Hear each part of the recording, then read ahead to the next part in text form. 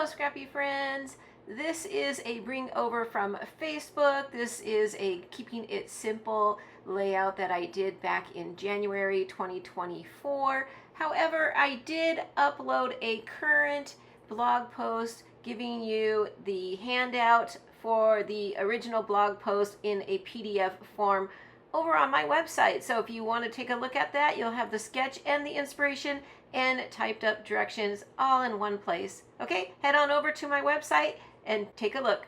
Enjoy the video. For the sketch that I picked today, came out, it was pretty interesting.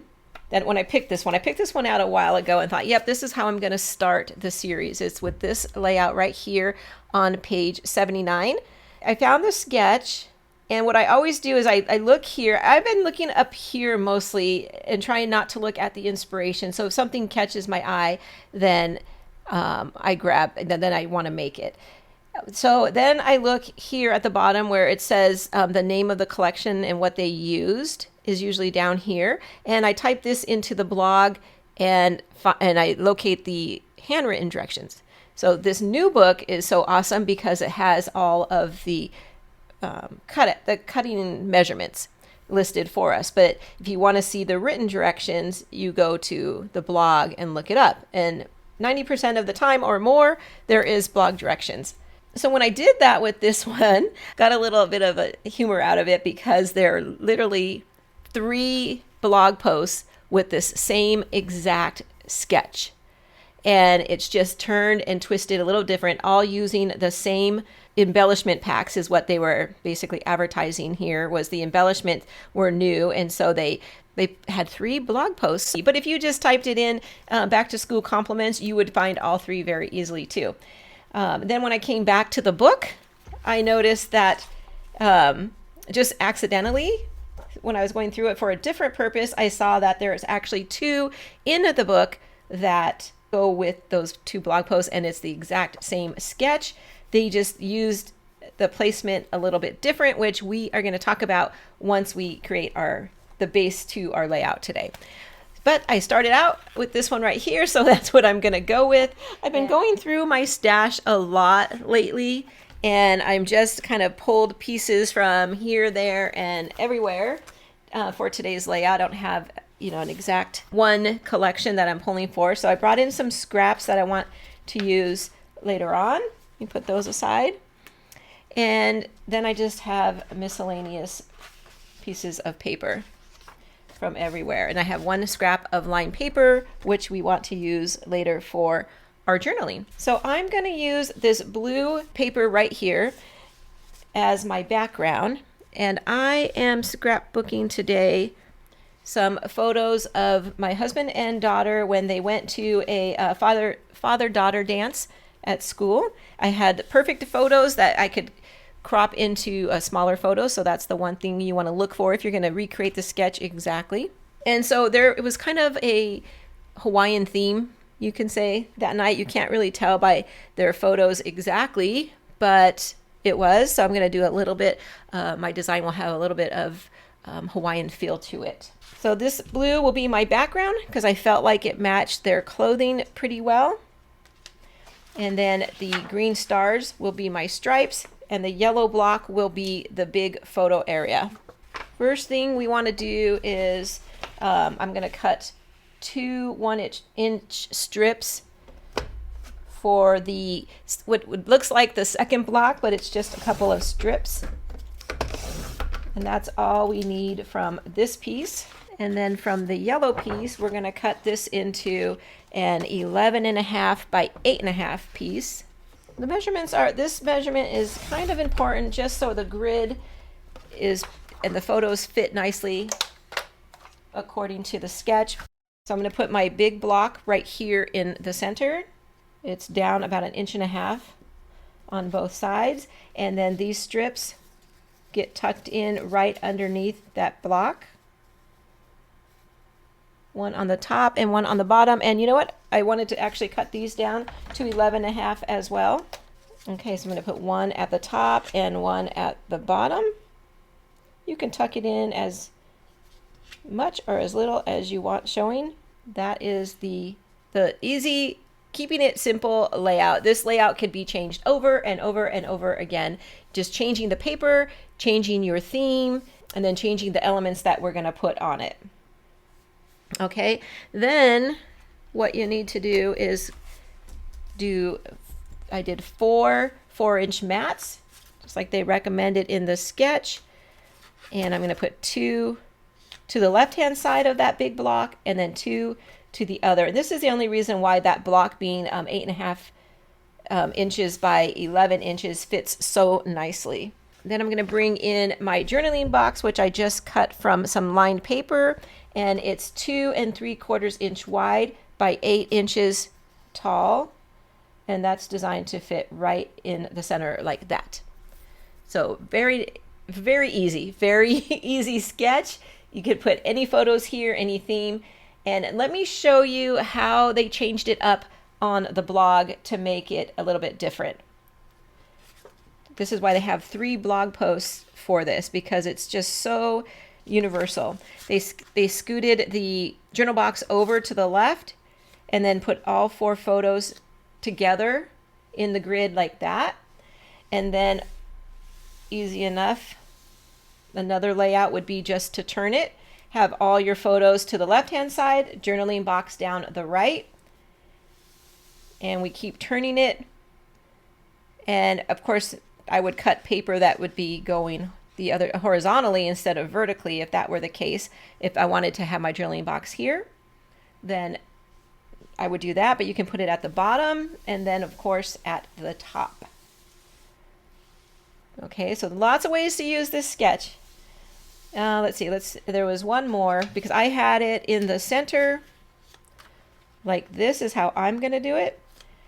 But if you cut your lined paper horizontally, you can also do it like this. So you can see lots of ways to change up this sketch. Okay, and before I bring my photos in, I wanted to show you how I would make a 2-page sketch out of this. I don't need a 2-page sketch today, but I thought I would like to show how I would do that. So this would be my first page.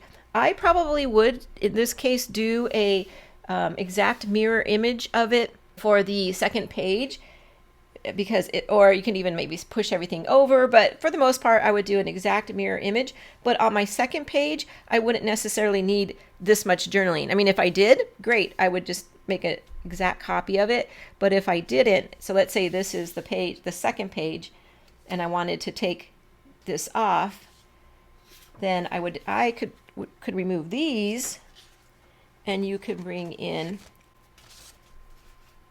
some bigger photos here,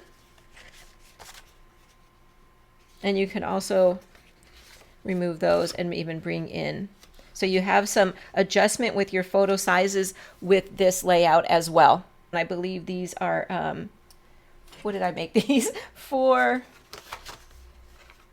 inches by 5.5. So I was able to take like 1/2 inch off my photo. You could do that, or you could, and then I would maybe put a little spot somewhere for journaling if I needed, if I didn't have that much to say, or if I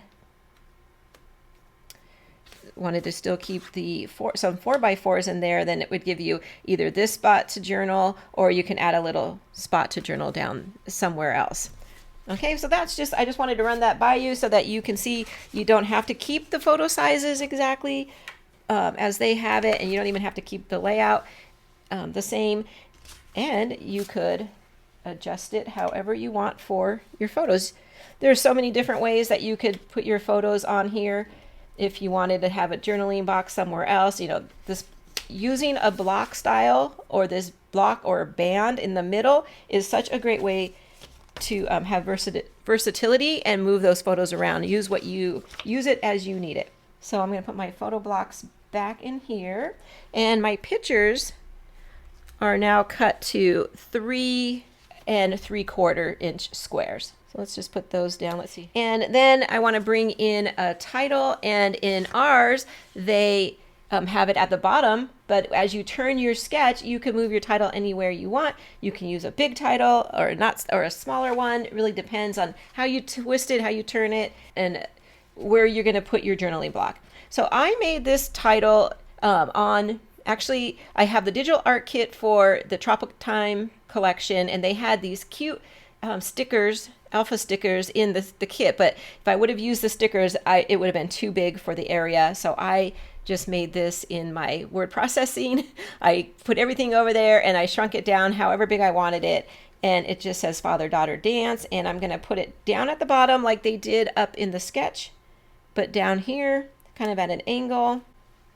And I think what I was going to do is maybe bring in, let's see if I like this. I was thinking of just to add a little something to it. I was going to do the inverted corner, so what I like to call the ticket notch on the edge. It's okay if I don't like it. I could just print another one. So it's a good thing about the digital kits. And also with my letters, when I went to look at the letters, they're cute because they have like a tropical scene on them. But I was running out of lowercase a's, and as you can see, I needed, 3 of them, and I think I only had 4 left. So I thought that was another reason I decided to go ahead and use my digital art kit and make my own. Yeah, I like it. I like that it has just that little bit of something different. And then I'm going to put one embellishment cluster up there. So I do want to be a little bit tropical just because that was the theme of the night. And I don't really have a lot on here yet.